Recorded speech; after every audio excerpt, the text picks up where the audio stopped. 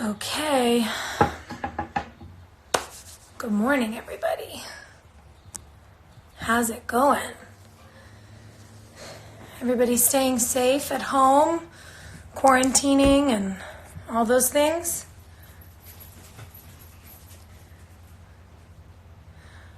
No. Okay, wait, is any of these people Jess? Guys, do me a favor and don't request to be in this video so that when Jessica, who's the scientist who's coming, does, she can actually do it. Please and thank you, because this is super hard to manage. Let me see here. There she is. All right, here we go. Woo! Okay. Hi. Jess! How are you? Oh my God, the internet. Look at this, guys. We figured it out. Oh my God. Okay, everybody. So good morning. This is the incredible Jessica Malati Rivera. Jess, will you, let's see, actually, how are we doing on people? Maybe we should give people another minute or so. Sure. Before we get into science and things, should we tell the people how we know each other? We technically went to college together. Exactly, but we didn't meet in college, No. which is crazy because USC is so big. Yeah. Actually, mutual besties. We went to college together with our mutual best friend Jed, Yep. who's watching this, who left his beta here, and now it's mine because we're quarantined and you can't have it back. So, hi, Kylan! Yay, science! Okay, well, this is exciting. We've got some peeps here. Yeah. So the number is steadily growing. Guys who are watching this, how long do you think we need to give people to tune in to this before we get started? Should we just 9:30 go? a.m. during a quarantine is kind of tough for people. I know, people are probably on calls. But the cool thing is, anyone who's watching, if you know anyone who wanted to watch this and didn't get to, this will be up on my story for 24 hours. So it'll be widely available. Yeah. Okay, let's get into, oh, hi, Ryan, 30 seconds. Great, we've done it. Okay, Great. So before we get into science, will you just introduce yourself and tell everyone what you do and why you know so much about COVID and other infectious diseases? So my name is Jessica Rivera. I got my master's degree from Georgetown in the School of Medicine in Emerging Infectious Diseases. Emerging infectious diseases. Yeah, it's really This specific. is an emerging infectious disease. By definition. Great, yeah. Cool. So I actually worked at Georgetown while I studied at Georgetown in the Division of Integrated Biodefense. Mm-hmm. And there I worked with a team of analysts where we tracked emerging outbreaks in real time using open source media. So we got... In layman's terms, repeat that whole sentence and tell us what that means. It means that me and a team of nerds who had backgrounds in public health, epidemiology, infectious diseases, data research, analytics, we would basically scope for open source media in about 30-ish languages. We all speak different languages and would read those news, translate it, and basically grade that news in an effort to identify indicators and warnings of a future epidemic. And we were tracking things in humans, in animals, even plants. Just so that people, mostly the government, had an understanding of what was in the horizon. In fact, our team of researchers were the first people to see the indicators and warnings for the 2009 H1N1 outbreak in Mexico. So we were able, through open source media, found kind of those warnings and signs of, uptick in respiratory illnesses, uptick in ventilator shortages. Those kinds of things were the ways that we could warn about an upcoming outbreak. Okay, and so that people understand, when you talk about open source media, you're not just talking about analyzing articles being posted by news sources on Twitter. You're talking about open source access to medical information. Well, right? It's both. So, some of it was actually local public news, local state news, private newspapers, public newspapers, journalists from all those different countries who were posting on their media. We we had ways to kind of value the credibility of them. Some of them were things that we would double, triple check, but we used multiple sources to verify what people were reporting locally. Got it. So you can catch an outbreak of something in the local news generally first before it's being reported globally and add that to your database that you're analyzing. Totally. And we're actually seeing that right now. There are a number of databases right now that are doing real-time tracking of open source media when, like the Sacramento Bee is reporting a case of 2 new confirmed acute cases. It's being put on maps and people are able to it's kind of like the world of infodemiology, where you take information that's related to public health, you put it on a map, and you can kind of see where things are happening. It's a pretty cool world where, information technology mix with science and data. Right. Okay, so I have a question. One of the words that's being tossed around a lot right now is epidemiology. We're talking about that specific arena of science and why it relates to COVID. Can you explain to people what that means? Yeah, so first I'll give 2 caveats. I'm not an epidemiologist and I'm not a medical doctor, so I can't provide medical advice here. I don't want to give anybody the false impression of that. I'm actually a microbiologist and a science communicator. I work on translating complex medical and science information so that it's digestible and understandable. With that said, epidemiology is a field in public health that studies kind of the scale of outbreaks, the scale of health issues. It gives us an idea of how to respond as a community.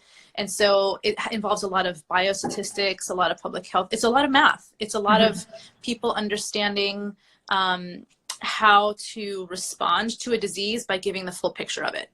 And that's why it's so important, because to your point, the kind of analysis and science that you do, the data science epidemiologists are doing, is all helping to support the practicing medical community. You guys all work together. Right, yeah.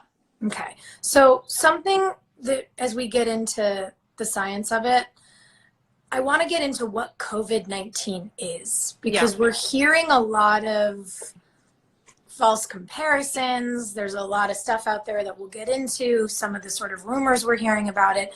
Can you, before we dispel what it isn't, can you tell us what COVID is? Yes. So you've probably seen the name SARS-CoV-2 and COVID-19 and novel COVID-19. So I'll just break down what those terms mean. SARS-CoV-2 is the actual virus that causes the disease of COVID-19.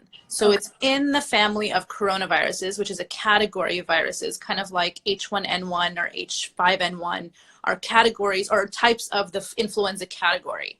So this is important. The COVID category has many viruses in it. Coronavirus category. Sorry, the coronavirus category has many viruses in it. 7. And then the 7? 7 that we know that cause illness. Yep. Okay, so 7 viruses in the coronavirus family. The H1N1 or influenza family is another family of viruses. Totally different. Okay.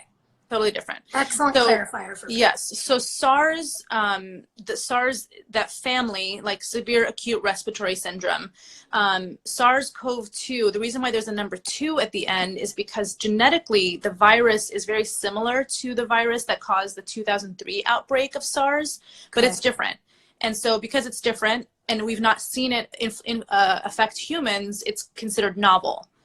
So that's kind of the difference. I mean, there's a lot of like taxonomy practice that goes on with the WHO and the CDC when they're working on naming a virus, but naming a disease. But the first thing they want to do is identify the actual virus, determine if it's actually been detected in humans, if it's made us sick before. And if not, then we give it a new name, we call it novel, and that kind of shapes how we consider our reporting about it and tracking.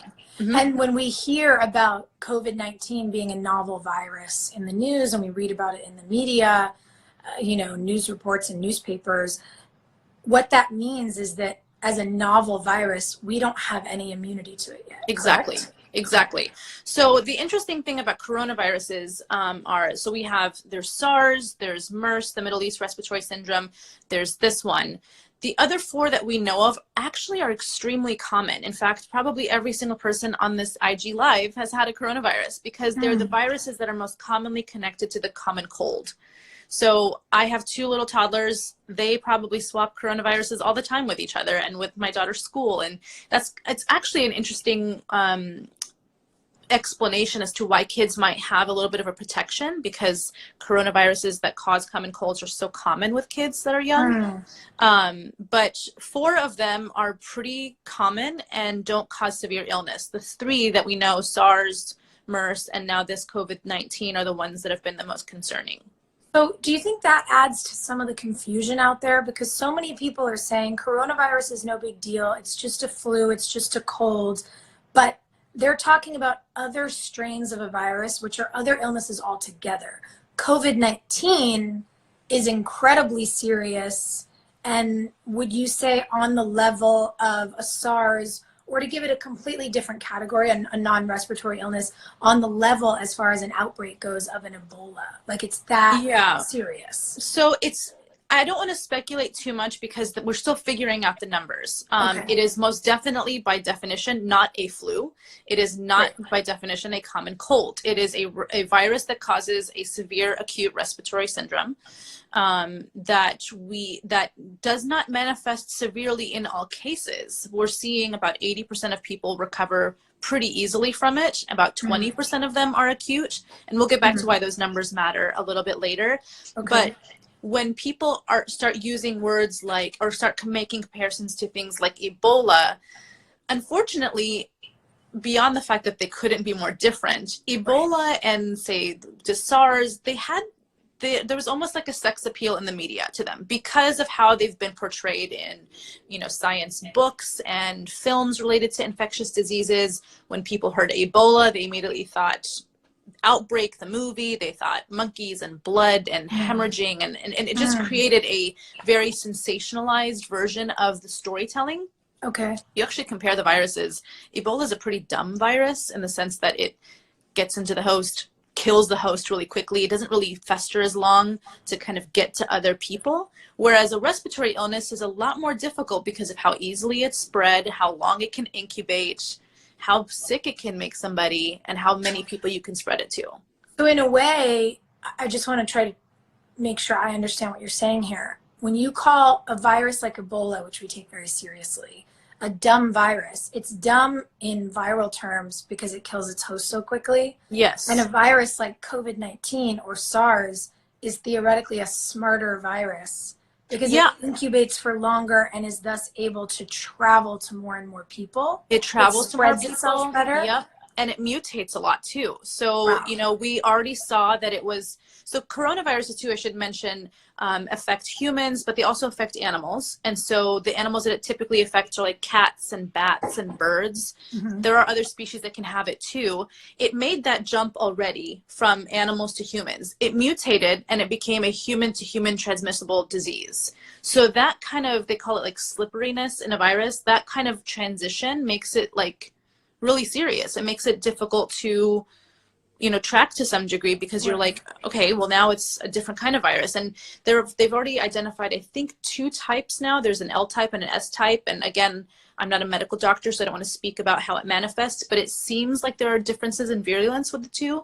And that's because it's a virus that can mutate a lot. It's not just going in and fizzling out. A lot of the reason why Ebola was so bad was because of practices around people who had Ebola, in particularly burial practices. Right. So. So when you talk about, you said an L strain and an S strain, and that's of COVID-19? That's of COVID-19. There's still a lot of research about it. There are some reports that are saying one of them was more predominant in Italy versus the one that we're seeing here. But again, there's still so much research that needs to be done. One of the many reasons why we need prolific testing right now. Right. And when you talk about research and why it's so important, part of that is because, as you mentioned earlier, it's a novel virus. So if we don't have data, it's hard for us to predict things like recovery times, things like side effects from the illness later. When you and I were talking yesterday, I read reports about how some people who've recovered, they're finding reduced lung function. So those people didn't die. Maybe they didn't even need to be on a ventilator, but they're going to have trouble breathing for the rest of their life. The rest of their lives. That's a real effect from a virus, but we don't know what the numbers are because we don't have all the testing. Right, exactly. And so, even to speak about how many people die of this, the only way to calculate the true case fatality rate of a virus is to calculate the number of people who died versus the number of confirmed diagnosis. A confirmed diagnosis requires a test. Right. And so right now, it's just based on what we're seeing on hospitalizations, on acute care. So we just need the testing to figure out the true denominator. Right. And that's part of the reason that epidemiologists and their jobs are so important, because they're analyzing all that data for us. And, Exactly. and that's what caused a spike in the mortality rates we understand when the virus first was getting, widespread press a couple of weeks ago, and we were really seriously talking about how it affects people. We were saying, this has a mortality rate of 3.4%. And influenza has a mortality rate of around 0.1%, which is a huge difference if you think about the population. 0.1% of 7.7 billion people versus 3.5% is crazy. Exactly. But as of a couple of days ago, the mortality rate in Italy is 7.3%. Yeah. And again, we don't know what that's going to affect, how that's going to translate to the United States, but that's a very serious issue. Yeah. And so that's why the data matters, so that we can understand all of that. Totally. And an important distinction too is that mortality and CFR don't measure the same thing. Mortality is measuring the number of deaths. Right. CFR is specific to the number of confirmed diagnoses, the deaths among the diagnoses. So you want to make sure that we are testing in the correct cohort of cases. Okay. Interesting. Yeah. I'm seeing some really good questions come in. One thing I want to get to before we get into, things that are popping up, like, can you get it again once you've been infected, things like this. We've talked about some of the other influenzas that are, again, separate. COVID-19 is not influenza. Not. Let's just shout that from the rooftops. But yes, we saw a very false comparison be made. And I don't want to get political here, but this does feel important. Trump on the news, I believe 2 days ago, compared the outbreak of COVID-19 during this administration to H1N1 in 2009. Yes. And they're not the same. And No. the mortality rates are not the same. And that's a hugely misleading thing to tell the American public. And also our global friends, we all share media now. So can you explain what the difference is between COVID-19 and H1N1 specifically? Because that was an outbreak of a more deadly virus, but again, not the same. And can you tell us how? Totally. So, when H1N1, 2009 H1N1 swine flu, as some people call it, emerged, it happened after the flu season had begun. It happened after the flu vaccine was already distributed. We realized it wasn't providing that the kind of expected immunity. When the WHO actually maintained throughout the outbreak, and I want to credit a friend of mine who is an expert in this and wrote her thesis on 2009 H1N1. We worked together at Georgetown. That they maintained that the CFR was actually 1.3, and then it wasn't until data much later in hindsight that they realized it was actually much lower. It was 0.02, and so that number is extremely different from what we're seeing as and I'm going to say the mortality rate, which is not a fair comparison because, again, we don't have enough testing to confirm diagnoses. But so far, it seems like the mortality rate is between 1% to 2%. If those are the two numbers we're using, we're talking about a difference in orders of magnitude, potentially 50x. I don't love that comparison because it is, again, two different metrics. However, that's one of the reasons why we shouldn't compare it either, because we don't even have the same CFR. We don't have CFRs for both to compare the two. So when you talk about, tell people what is CFR. What is case CFR? Fatality rate is the number of people who die compared to the number of confirmed diagnoses. Okay. So it's looking specifically like how many people got sick of this disease and how many people died because of the disease. Okay. And when we talk about something like an H1N1 or swine flu, that was obviously an outbreak of a dangerous virus, but the responses by the government were drastically different. How did we respond? Okay, how did we respond in 2019? In I mean, 2019, I'm sorry. How did we respond in 2009? Wow, I'm losing I know. my I mind heard being 20. I heard 2009 locked up when in you this said it. house. So in 2009, H1N1 happens. How does the United States government at that time respond? Yeah, so we responded quickly. The first case was detected in early April. It was declared a public health emergency about 3 weeks after that. A couple days after that, the first test was approved, and by May, we were doing testing. After the first reported case, I mean, it happened very, very quickly. Okay. On top And what of that, happened this time? Oh, I'm sorry, you're not done. Sorry. No, it's okay. I'm so excited to ask you all the things. This time, I mean, we let this virus, and I say let because there were reports of this happening. We let this virus go undetected and unmanaged for weeks, for months. As a result, we are now in the public health community in a severe catch-up mode. We have lost our edge to get ahead of it, and now we have to do dramatic things, and we'll get to this later, very dramatic things like extreme social distancing to just get ahead of it. Whereas when we got first reports, we responded quickly and we responded pretty efficiently. We moved very quickly on the vaccine. I think The H1N1, you mean? The H1N1 vaccine by, I think, 6 months later in November, vaccines were ready. Another interesting thing too is that, you know, people were saying, oh, but it was novel. It was to a degree, but after doing some research too, I remembered that there was a 1957 flu that if people were around then, those people actually had some natural immunity to H1N1. So it wasn't comprehensively novel. There were some people who had slight natural immunity, whereas it does not seem that anybody has natural immunity to COVID-19. So again, apples and oranges. So is that why COVID-19 is being compared to the 1918 influenza breakout, because that was novel and that did result in so many fatalities? I mean, I think they are because of the scale and the potential impact. There are a couple things that I think we should distinguish. One, again, flu was not coronavirus.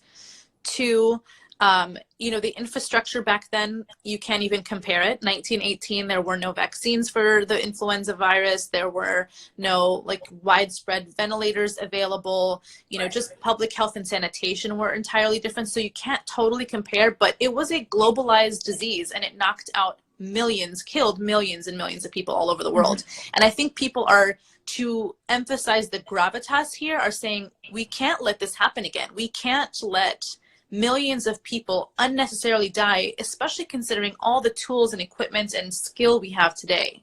Right.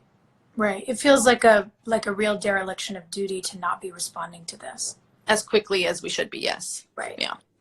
When we talk about response times, you know, I don't know if it was yesterday or the day before, because forgive me, the days are blurring together because all I'm doing is sitting in my house, doing research, and I've lost track. But I saw something, a report that was released that, you know, one of the companies that makes ventilators has said, you know, the person who runs the company expressed public frustration that they could increase production by 5x if ventilators were simply ordered by the United States government, meaning they could increase production by 500%. And the government just hasn't ordered any. Who's responsible for that? Because the government refused, as we mentioned earlier, back, I don't know if it was late February or early March, the government refused the World Health Organization tests for COVID. Apparently, there was talk that the US would just create its own. I don't know what the point of that is, since one already exists. And now we're hearing that the government isn't ordering ventilators. Whose job is this? In a science community, in a medical response community, who are we supposed to look to act? And if they're not, do we call our senators? Like, what are our options here? Yeah, I mean, one of the first things that was extremely frustrating in this whole thing was going back to 2018 when the pandemic response team was disbanded. Everybody was fired, it was taken out, and there were just slashes and slashes to CDC budgets and public health agency budgets. You know, public health is an interesting field. It's a very thankless job in many ways because the job is intended to essentially overreact. You know, you want to overreact so that you don't look back and say, we didn't do enough, because what's at stake are lives. And so I understand, in an effort to be efficient, that was the motivation, but it was extremely foolish. I know Trump has even said, like, he doesn't like having too many people around him. He just wants to have it leaner. This is not about having people around him. Dr. Anthony Fauci from the NIH even said he wished that it still existed because they got along great with that division. And so it's the government's job to ensure preparedness. I mean, we have fire departments to prepare for fires. We should have pandemic response teams to prepare for pandemics. Now, a pandemic of this magnitude is maybe a once in a century thing, but it doesn't mean that there aren't other things that they could be working on to prevent the kind of potential collapse that we're kind of facing right now. On top of the fact that a pandemic isn't a moment. A pandemic is a long season, because the fallout from it, infrastructure-wise, hospital-wise, financially, like all those things are going to linger with us for years and years and years. Yeah. And the response that it requires to make a vaccine, to work on antivirals, I mean, those things are still happening. But if we didn't have these limitations on the executive side and on the federal side, it would be a lot easier. As a scientist, because again, I have my own feelings about this from a moral perspective, but I'm curious what your feelings are as a scientist, because when a few weeks ago Mike Pence was appointed to run the response to this, and he is a politician who, when he was on the state level, withheld money from responding to the AIDS crisis in his own state, and many people in his own state died because of that irresponsible decision. How does it feel to you in the science community? Because I want to lose my mind about it. Is it as big of a deal to scientists that someone who doesn't believe in science and thinks that you're supposed to, prey on scientific response decisions, like, does that make you as crazy as it makes me? Is that not what I should be thinking about? What's your opinion there? No, it definitely makes me crazy in thinking about the fact that there are different degrees of urgency that we're seeing from people who should be speaking with truth and clarity and direction whenever they're addressing the nation. And I fault a lot of people, including Trump and Pence. I fault even the CDC to a degree, because, what was happening in the beginning was essentially almost like a guesstimate for probability's sake. So we were getting directions of groups of 500 or more shouldn't be meeting. Then it went to 250, then 100, then 50, then 10. And now we're seeing these dramatic responses because they were trying to kind of figure it out as it was happening. And as they realized people weren't taking it seriously, they've had to get stricter and stricter and stricter. So, I'm not, a friend of mine lives in Rome, and she was saying that there are police officers that are writing tickets for people who are lingering outside. I'm not at all advocating for a more policed state in America. That's the last thing we need. But there hasn't been any enforceability here, or even any sense of urgency, because we're not getting the same messages from the president, who has said things like, it'll be a miracle and it'll disappear in a day, or it's just a flu, or some of the things that have come out of his mouth have been, I don't even have the words, just truly mind-melting. But again, we have enough people in agencies that are not political appointees, that have good sense, that are really great scientists, that are working their butts off to make sure that we don't lose our, foothold right now and get ahead of this. Okay, that's good. And so for all of us, again, regardless of how you voted or what, that's not what I want to talk about, but for any of us who lives in the US who wants to use the power of our voices as citizens, because look, it's our tax money that pays for this stuff. It pays all their salaries, and it pays for the CDC and all of this. What can we do? Do you recommend that we, call our senators and say we want more funding for the CDC, we want more ventilators? Because they have to hear from us. Okay, the person who just said this is a man-made virus, that is not a thing. I'm sorry. I'm trying to read through the comments while we're talking, because I'm writing down some of the questions I think are great to ask you at the end of this on behalf of everyone. But no more spreading of nonsense. Just no more. This is serious. This is not man-made. Viruses mutate. like one of the things I heard that was really smart were some people discussing, we understand now, like anyone who was alive in the 80s understands that, you know, HIV and AIDS were so hard to handle and treat because the virus kept mutating. Mm-hmm. And to the point of what you said earlier, this should be, you know, thought of in that way, in that a coronavirus strain mutated into this COVID-19, and that's why it's so dangerous, because now it's a novel virus. Well, it's novel because it's the first time we've seen it in humans. Yeah. And it has the potential to keep mutating. And I don't think, this is another thing to consider. I mean, the way viruses behave, they come in waves. And I think that we're probably going to be seeing this throughout the year. I don't think this is going to be behind us for a long time. And because that's how viruses behave with human transmission. And because if we do the kind of distancing, which I know we're going to talk about, that's not creating natural immunity with people. It's just protecting people from getting it and spreading it. You know, there have been talks about Jess, herd immunity. sorry, just one sec. We've just gotten a bunch of comments that the video is glitching a little bit. So I Really? just want to pause you and see, Okay. before we go any farther. Is it better now? I don't know yet. Let me ask. I also got a text about it, which is coming up on my computer. So let me see. Hey guys watching, I saw a bunch of your comments saying that we were buffering a little bit. Is that getting better? Can you let us know before we get into it or continue? I'm asking Caitlin. She's texting me. Oh, technology.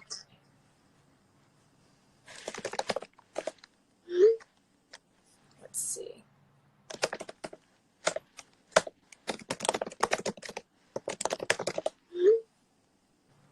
All right. Is it getting better, guys? Somebody tell me.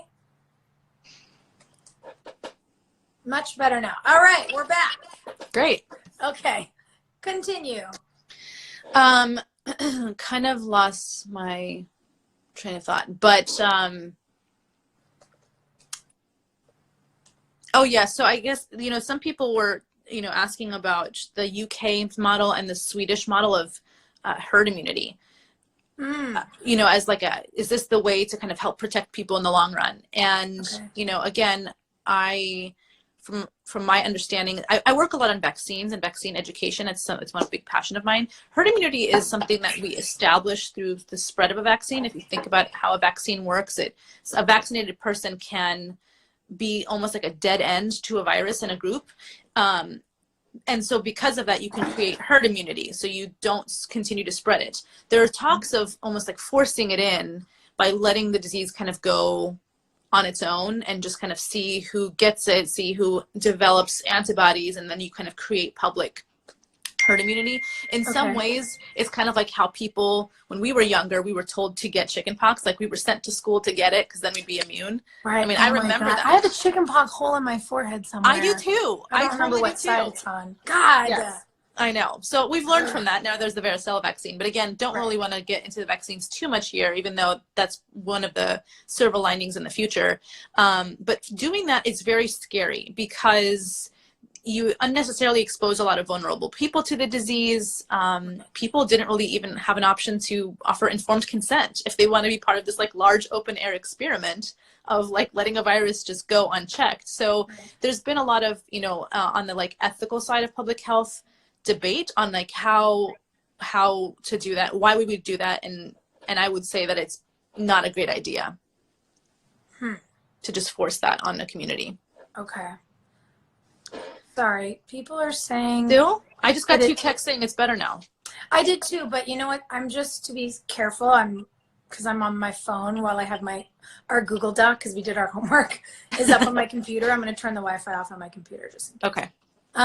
People are saying if it's skipping for you guys, the viewers at home, just close out and then come back in, because it might just be that there's so many of us. But Jess and I on our phones are not skipping, so right. That's all I know. Okay, so we've gone through a lot of my initial questions on differentiation, response. I just want to reiterate that as a scientist, you would confirm that it has been severely detrimental in the public discourse around COVID to loop the flu or influenza into this discussion at all, because they are not the same. They're not the same, and it's turning into a political trope. You know, it's just an opportunity to be like, who did it better, Obama or Trump? And that is not the point. In fact, what it's doing as a public health, fallout, a consequence, is that it's causing distrust in the public health requests that officials are making. It's making people be like, we didn't respond like this back in 2009. Why are we responding like this now? It's going to devastate our economies. Apples and oranges. You can't compare the two. It's not fair. Okay. All right, we got through Ebola, SARS. I'm just going through my doc, making sure I've asked you all my questions, government response. Okay, so we've gotten into nuance, we've gotten into severity. I want to get into best practices. There's a lot of questions coming in from people about that. I've actually been taking notes on a lot of the things you guys have been asking while we've been talking as well. And one of the things I want to talk about first is physical distancing. And I do want to caveat that in the last couple of days, one of the requests made by the mental health community is that we talk about distancing as physical rather than social, because the anxiety being caused for a lot of people by isolation or aloneness is stressful for anyone who has a mental health issue or suffers from a mental health situation. And I do think it's really important, just before we get into the science of the practices, to acknowledge that when you guys are at home, when you're physical distancing, when you're trying to stay out of the public as much as possible, we have the benefit, to your point, Jess, about how we didn't used to have technological resources. We can do stuff like this. We can hang on Instagram Live, you can FaceTime with your friends, you can Skype, you can Google Hangout, whatever your preferred methodology is. We can all really be together. And there are text lines for therapists. There's a lot of digital support for people right now. Yeah. So please just make sure you remember physical distancing is key, but it doesn't mean you have to be distanced from your social groups. And make sure that you take care of yourselves and check on your people. Absolutely. I think that's an excellent point. The mental health impact is tremendous here, especially as more and more projections are saying that we're in this for the long haul, that we might have to be distancing ourselves from people for a really long time. There's talk of intermittent distancing that might need to happen for the rest of the year. Another term that I use that's really kind of emotionally sensitive to is responsible radius. What does that mean? Just kind of another term for social distancing, just a friendlier term for it. Instead of saying social distancing, people are saying keep a responsible radius from people. Okay. You'll have to forgive me, because social distancing is part of my lexicon right now, and I've been using it so much. I don't mean it in a sense to not be social. I have been on Zoom calls with friends. I've been eating meals over Zoom with friends, and that's just kind of our new norm right now, and we'll get through it.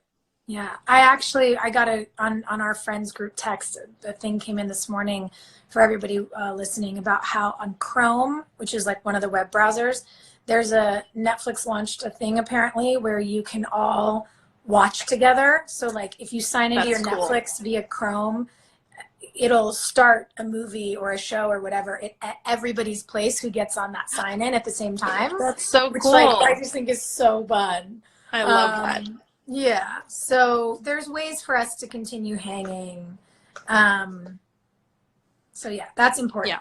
Talk to us about why the terms we've heard, social distancing, physical distancing, why does that matter so much? Yeah, it matters because, as I mentioned, containment is where we are. We're in pandemic mitigation mode right now. And the only way to contain it is to do things radically, which is to physically distance ourselves from people and to have, widespread testing. The distancing ourselves from people, it does two things. It prevents people from getting sick, and it prevents people who are asymptomatic, mildly sick, or really sick from spreading the disease further.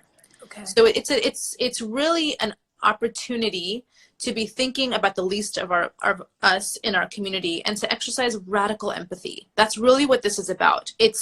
A lot of people are looking at this as a individualistic ask. I'm not going to get sick because I'm not in the most at-risk community. I don't have comorbidities or pre-existing conditions. I'm going to be fine. But it's really not just about you. It's about everybody else. It's about people who are immunocompromised. It's about people who have pre-existing conditions. Right. It's about people who are over 65, which are, for many of us, our parents. Yeah. So it's extremely important because there's also data to justify it. We're seeing that it really, really worked. It worked in Italy. It worked in Korea. Yes. It worked in China. I mean, they had varying degrees of execution, but I don't know if people have seen that amazing video that came out from The Atlantic called 10 Days, when people were in the middle of quarantine. They did a selfie video and talked to themselves 10 days ago. Yeah. And they all were saying, I wish I knew. Hindsight's always 2020, but I wish I took this seriously, and I wish I just stayed home. Yeah. Can we actually address one thing just as an asterisk to that video? Yeah. Because that video was made by people in Italy who were asked, as you said, to talk to themselves 10 days ago. And they all said the same thing, to your point. We really wish we'd known. We wish we'd stayed home immediately. But there's a couple of clips in that video where people are talking about buying masks. And I really want to highlight that the healthcare systems in Italy and the United States are different. Very. Italy has more hospital beds per capita than we do here in the US. And the upcoming shortage in hospital beds and what are they called? PPEs, personal protective equipment for hospital workers and doctors is serious in the US. You guys, do not order masks. Yeah, Stop ordering masks. We don't need them. Healthcare providers in hospitals need masks. Healthcare providers who are not only treating patients with COVID-19, but who are caring for patients who have other diseases, who have cancer. They can't get masks in hospitals because we all went into panic mode and they're sold out everywhere and they're sold out on Amazon. Please, for the love of whatever you consider important or holy, stop ordering masks. Yep. They need to go to healthcare providers and professionals only. Doctors still need to perform heart surgeries. Babies still need to be born via C-section. They need masks in hospitals. So take the 10 days response seriously. But if you live in the United States, stop ordering masks. Yeah. Stop stealing masks too. Some people are grabbing them in big handfuls when they go into healthcare facilities. I have a friend who's a nurse. She's pregnant. She's working at a hospital right now, and she's being told because of the shortage, she doesn't get one. And, there is conversation in the medical community about whether or not it's N95 necessary anymore because of how it's transmitted. People are just saying you could just use a droplet mask. Either way, there's not enough. Yeah. And it's because of this really unfortunate panicked response that people had, and they just bought too many and they're hoarding them. Some intended to sell them, which is really, really monstrous to me. Oh my gosh. Like 3 people were just like, oh my God, you're coughing. FYI, I always have a cough in March. I have asthma. So when you talk about, or when you hear people talk about people who are immunocompromised, I'm one of them. This virus is really bad for people who have a rough time with their lungs. I'm one of those. Spending time outside is something that I need right now, but with my allergies and pollen and whatnot happening in March, I always sound like this. So thank you for your concern, but I'm totally fine. And yes, FYI, like I'm in my own house, so I can cough into my hand, but you're meant to, if you're in a public space, cough into your elbow so that you get no germs on your hands, and obviously wash your hands and sanitize all the time. Little PSA. Yes, thank you. You're the best All of the us, people with allergies are like, same, and everyone thinks I'm saying. I'm like, I feel you, trust me. Totally. Both my kids are like always snotty this time of year, and I'm like, Yeah. they're fine. I promise. Yeah, we're fine. But I will say, as much as I know that this is traditional for me in March, I did, everyone that I was working with, we all got sent home from our set. We were flown back here on Saturday. And I'm isolating for 21 days, just to be safe, because I have asthma. My dad has severe asthma. Hey, sorry, the dog just tried. I literally just saw the dog through the window try to take a bite of a cactus. Like, what is going on? Honestly, animals. Wow. I think my brain is losing it from quarantine. The dog's trying to eat a cactus. Awesome. So what I was saying is, oh my God, I'm so sorry. You No, keep go ahead. talking about what being immunocompromised means. I have to go get this animal. Yeah, there are a number of people that are at much greater risk of not faring well in the outbreak. So it's really important to be thinking about those people. Think about your parents. Think about people who are, chemotherapy. Cancer patients really don't have good outcomes in a situation like this either. Hi, pups. Yeah. I decided to foster a dog while I'm stuck in my house, and he thinks he can eat cacti. So there's that. Please continue about parents and the immunocompromised.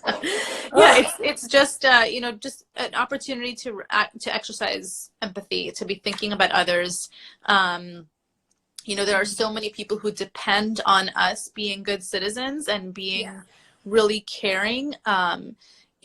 It's a burden that everybody needs to carry, and I understand that there's also disproportionate levels of that burden, because some of us have the flexibility of working from home. Some of us have the opportunity to continue to earn money. So I understand the extreme privilege in saying stay home. I understand that a lot.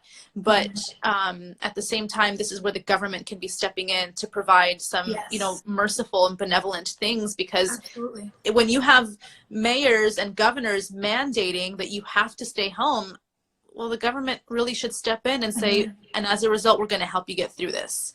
And to your point, if I may, it's so important that those of us who are able to stay home do so, because there are people who can't. Exactly. The people who work at grocery stores, who are stocking shelves so that we all have food to eat. The people who work in hospitals who are taking care of us, both people who have COVID and who have other illnesses, those folks have to go to work. So it's actually up to us to stay home to make sure we are not exposing them to undue risk so that they can do their jobs. Yeah.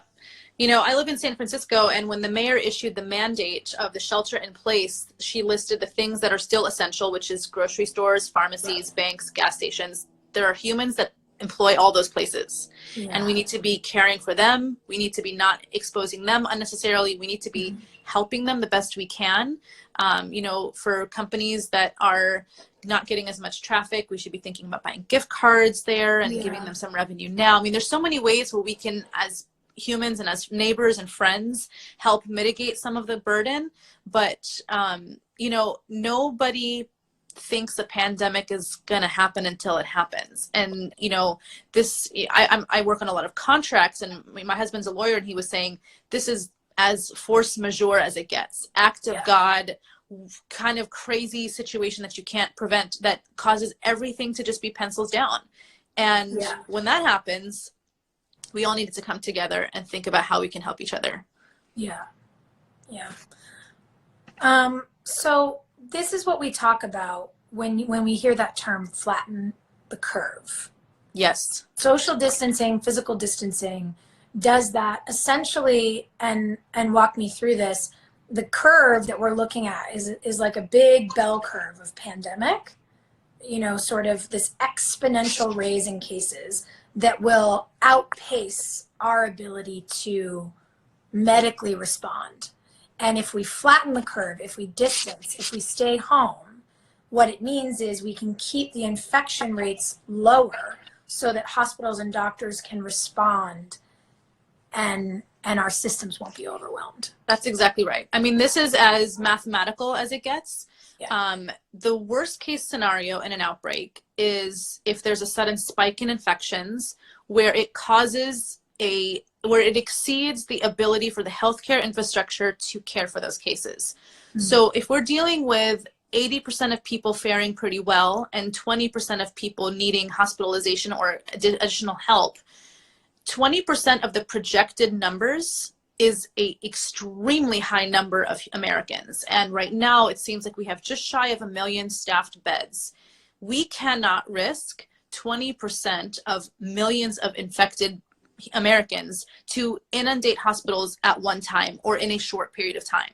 So when we do that, we basically spread it out, ideally over the course of a year, so that there isn't a crazy influx in hospitals. So the other thing to consider too is that, what's today, Wednesday the 18th? Unfortunately, life goes on, and to some degree, there's going to be people who have heart attacks and strokes and accidents, and those people need hospital beds too. So it's not like we're working at every bed is empty and available. We're working at some beds are already full because things happen, life continues. Right. So what we don't want to deal with is putting doctors and hospital staff in the really, really scary situation of having to triage and essentially rank how they and who they respond to first. That's really a nightmare for doctors. Right. You know, a friend of mine who is a doctor here at UCSF, Nicole, she's the dopest. She actually just told me too that hospitals are cutting back on staffing to keep as many of them healthy if and when there is a surge. So think about that too. You're dealing with staff shortages because what they're trying to do is kind of count the cost right now and say, we can't risk our doctors, our surgeons, our professionals, our, you know, pulmonologists from being out sick during a potential surge in a hospital. Yes. Yes. I have a friend whose father, excuse me, is a general surgeon who is saying that they've cut back on a lot of his residents at his hospital because anyone who's showing any version of a symptom for this is being told to stay home.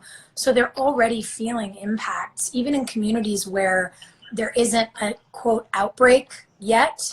They're already feeling the impacts in the hospital's abilities to do their job. So yeah, totally. I mean, important. she was saying that she's having to read echoes from home, from the hospital, because she can't be there in order to keep herself healthy for what they expect to be a big surge. Wow. Okay. Yeah.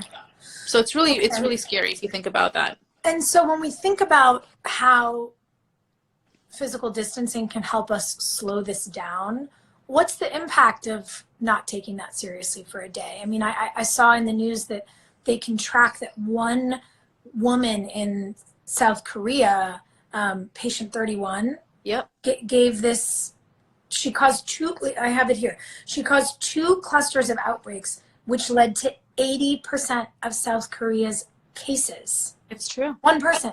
It's true. She was the 31st patient to get the virus. The first 30 practiced social distancing. She did not. She went out and went to church and then went to a hotel buffet.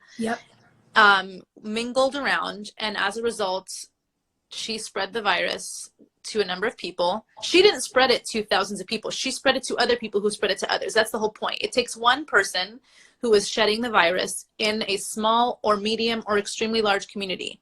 That's the thing about probability here. The numbers that we got were really not helpful in the beginning of what the group size should be, because all it takes is one person.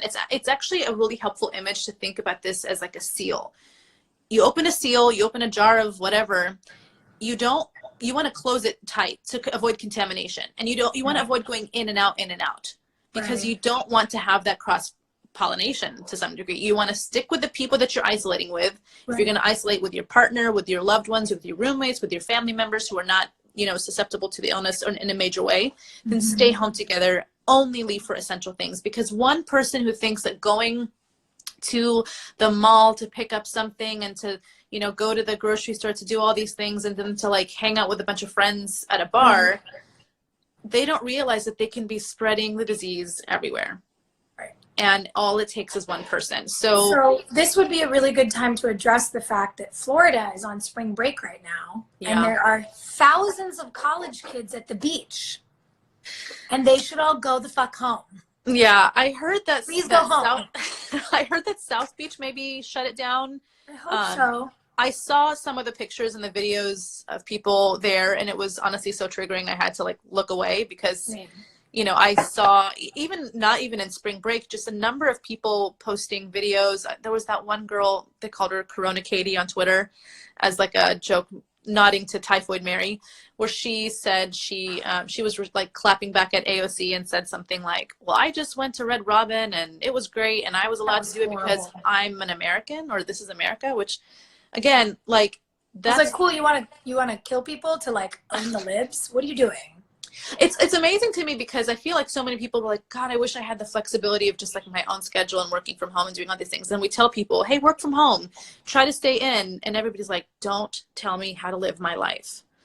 And it's just so telling of the human heart. We just hate being told that you can't do something. And I'm saying this as an extrovert too, this is extremely difficult for me to not be out and about, to not be seeing my friends. I am struggling. It's my nightmare. It is. It is. And I want nothing more than to just be able to see my friends and to be able for my kids to hang out with their friends. But this is a once in a century thing that, you know, I hope is just once in a century, but we just can't take this too lightly. So I have in our notes from our prepping for this yesterday that we were talking about timing on this stuff, on the social and physical distancing. And a lot of the people, excuse me, a lot of the people who are tuning into this have been asking, how long is this happening? And how long are we staying home from work? And how long do we have to be out of school? I would venture to say we don't really know for sure. But one of the things in your notes says that we could require intermittent social distancing for up to a year. Yeah. And that's because of the length of time it'll take for us to have a vaccine, correct? Yes, it's for the length of time to get the vaccine, because that's really going to be the major point until we also, or can also get antivirals readily available. There's vaccine trials began on Monday. Super exciting. 45 brave people have signed up to volunteer for a trial. Those people are friggin' heroes. True heroes. I am hopeful that we are going to have success in those vaccine trials. I also, as a vaccine advocate, want to say that the whole point in the timing is to ensure safety and efficacy. We don't take this lightly. Vaccines are intended to save and protect lives. And so we should be thankful for the incredible progress that's being made there. And the antiviral stuff is being tried in animals, and it's showing good results so far. So until then, this is going to have to be some sort of, it seems that way, some sort of social practice for a very long time. Now, I know a number of cities have issued shelter in place up until the beginning of April, some mid-April. I don't think that, I would be shocked if things returned to normal before May. I would really be shocked. Okay. Yeah. And then what does intermittent social distancing mean? If that goes on for longer, can you explain to people? Because right now we need to be doing really serious stay home. You know, they're saying if you can, try to stay home for at least 21 days, because incubation for this thing runs anywhere from 5 to 21 days to be symptomatic. So what does intermittent social distancing for the next years mean? What is that? I mean, they're trying to consider how the virus might behave in populations. So some people were saying, oh, the warmer months might like kill it off. We have no reason to say that will for sure happen. So we don't know that. We don't know if this virus doesn't like heat. We don't know that. That's important. I will say what's interesting to consider is the fact that it spreads so fast and so much in Southeast Asia, which is a very warm place. It spread really quickly there. And so, again, there's more data that's necessary to make that conclusion, but because we cannot make that assumption about how it behaves in temperature, we have to assume that it's going to be here, and it's been established and it will be established for a long time. So because of that, it might require seasonal moments of us having to exercise aggressive social distancing in the spring, back in the summer, in the fall, and maybe in the winter again. Okay. So I have a question then, because for people like us, extroverts like you and me, who, you know, to be trapped and not be able to like cook for my friends is my actual nightmare. Thank God one of my friends was supposed to be house sitting for me while I was in Canada, because I got shipped home and was like, you can't leave. We're in isolation pod. And then, you know, a dog. But real talk, like for us, you know, our communities of friends, like our buddy Jedediah is in an isolation pod at his house with his 3 roommates. And, you know, me and Kevin and the dog are here, and you're with your family. If we all got to, like, communities of friends who know each other, if we got to 21 days, completely asymptomatic, everybody's feeling fine, could the 2 of us that are here go over to Jed's? Could we start having that be a slightly larger isolation pod, or is that not a good idea? So here's one thing that I want to make sure that we are all clear on. Our officials, our mayors, our governors are really trying to do their best. And I say, even if it seems dubious, to follow the mandates of your cities and of your states. So if your governor, if your mayor is saying no social gatherings for 8 weeks, don't do it. It's just Got it. not, it's, you know, because they're getting that information from their departments of public health. Great. I So would not, even among our best friends at home.